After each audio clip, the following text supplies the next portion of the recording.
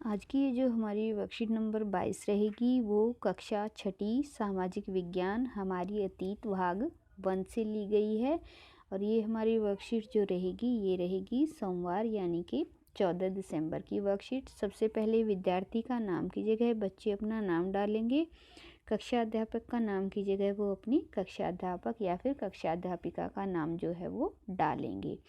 तो जो पिछली वर्कशीट में हमने बौद्ध धर्म के बारे में पढ़ा था उसी अध्याय को आगे लेकर चलते हैं और देखते हैं कि इस अध्याय नंबर 7 में हमें क्या क्या जानकारियाँ जो है वो मिलती हैं।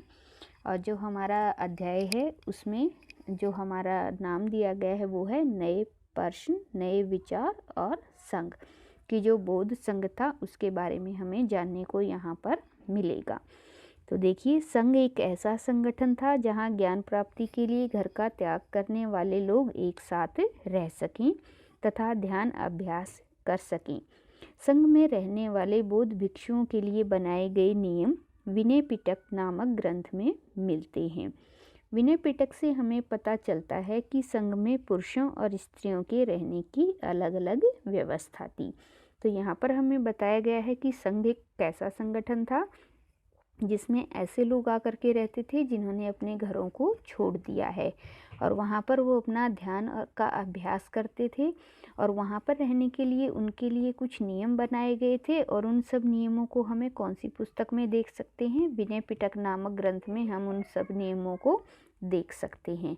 विनय पिटक से ही हमें ये भी पता चलता है कि जो वहाँ पर व्यवस्था की गई थी पुरुषों और स्त्रियों के रहने के लिए वो भी अलग अलग की गई थी। अब देखते हैं आगे कि आगे हमें क्या जानकारी जो है यहाँ पर मिलती है। यहाँ पर देखिए, हमें बताया गया है कि संघ में प्रवेश लेने वाले स्त्री पुरुष बहुत सादा जीवन जीते थे। कि जो संघ था जहाँ पर घरों का त्याग करके जो व्यक्ति रहते थे उनका जीवन कैसा था? वो बहुत सीधा सादा था। वे अपना अधिकांश समय ध्यान करने में बिताते थे।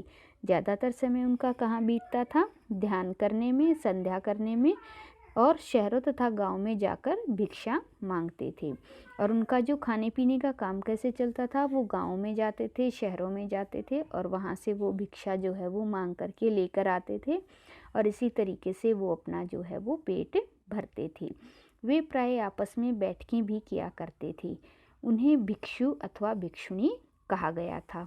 तो जो पुरुष भिक्षु थे, जो पुरुष लोग थे उनको भिक्षु कहा जाता था और जो स्त्रियां थी उनको भिक्षुणी कह करके बुलाया जाता था। सभी व्यक्ति संघ में प्रवेश ले सकते थे। कि जो संघ बनाया गया था बौद्ध धर्म में उसमें कोई भी व्यक्ति जो है वो प्रवेश ले सकता। संघ में प्रवेश लेने के लिए किसी पर भी किसी तरीके की पाबंदी जो है वो नहीं थी। लेकिन यहाँ पर ये महत्वपूर्ण इन्फॉर्मेशन दी गई है कि हालांकि संघ में प्रवेश के लिए बच्चों को अपने माता पिता से, दासों को अपने स्वामी से, राजा को यहाँ काम करने वाले लोगों को राजा से तथा कर्जदारों को अपने देनदारों से अनुमति लेनी होती थी। एक स्त्री को इसके लिए अपने पति से अनुमति लेनी होती थी।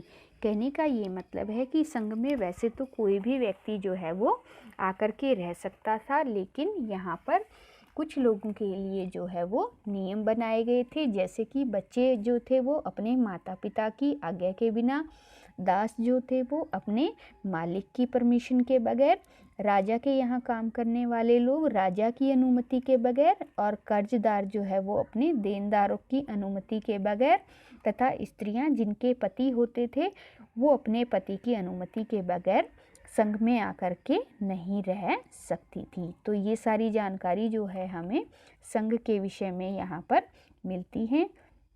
और ऊपर मिली इस जानकारी के आधार पर अब हम जो है अपने नीचे पूछे गए प्रश्नों के उत्तर जो है वो देंगे। तो सबसे पहले हम देखते हैं कि पहला प्रश्न हमसे क्या पूछा गया है कि संघ में किन लोगों के संघ जो था वो किन लोगों के लिए बनाया गया था। और इस उत्तर को देने के लिए हम क्या करेंगे? हम ऊपर की तरफ चलते हैं और देखते हैं कि संघ जो है वो किन के लिए बनाया गया था। तो यहाँ से हम स्टार्ट करेंगे कि संघ एक ऐसा संगठन था जहाँ ज्ञान की प्राप्ति करने के लिए घर का त्याग करने वाले लोग एक साथ रह आकर के रह सकें तथा ध्यान और अभ्यास कर सकें। तो अपने प्रश्न नंबर 1 को हम यहाँ से लेकर यहाँ तक लिखेंगे। फिर अब हम चलते हैं अपने प्रश्न नंबर 2 की तरफ, और इसमें हमसे पूछा गया है कि संघ में रहने वाले बौद्ध भिक्षुओं के लिए बनाए गए नियम किस ग्रंथ में मिलते हैं। तो किस ग्रंथ में मिलते हैं, अभी हमने जो ऊपर पढ़ा था कि जो संघ में लोग रहते थे उनके लिए कुछ नियम बनाए गए थे, और वो नियम किस में लिखे गए थे। देखिए कि संघ में रहने वाले बौद्ध भिक्षुओं के लिए बनाए गए नियम विनय पिटक नामक ग्रंथ में मिलते हैं। तो ये जो है हमारा प्रश्न नंबर 2 का उत्तर जो है वो हो जाएगा। अब हम चलते हैं अपने प्रश्न नंबर 3 की जगह, और हमसे प्रश्न नंबर 3 में पूछा गया है कि संघ में प्रवेश लेने वाले व्यक्ति कैसा जीवन व्यतीत करते थे। और इस प्रश्न का उत्तर देने के लिए ऊपर की तरफ चलते हैं और देखते हैं कि संघ में रहने वाले स्त्री पुरुष जो है वो सादा जीवन जीते थे। वे अपना अधिकांश समय ध्यान करने में बिताते थे और शहरों तथा गांवों में जाकर भिक्षा मांगते थे। वे प्राय आपस में बैठकें भी करते थे और उन्हें क्या कहा जाता था, भिक्षु और भिक्षुणी कहा जाता था। तो क्वेश्चन नंबर 3 के लिए हम ये सारी जानकारी जो है उत्तर के रूप में लिखेंगे। तो इस तरीके से हमारी ये वर्कशीट जो है आज की कंप्लीट होती है, और हमें बौद्ध धर्म के एक महत्वपूर्ण शाखा जिसको हम संघ के नाम से जानते हैं उसके बारे में जानकारी मिलती है। अब सबसे अंत में देखिए हमें दिया गया है कोविड के संदर्भ में उचित व्यवहार संबंधी संदेश, और इसके अनुसार अगर हम खुद को कोविड-19 से बचाना चाहते हैं तो हमें नियमित रूप से अपने हाथों को साबुन और पानी से अच्छे से धोना चाहिए।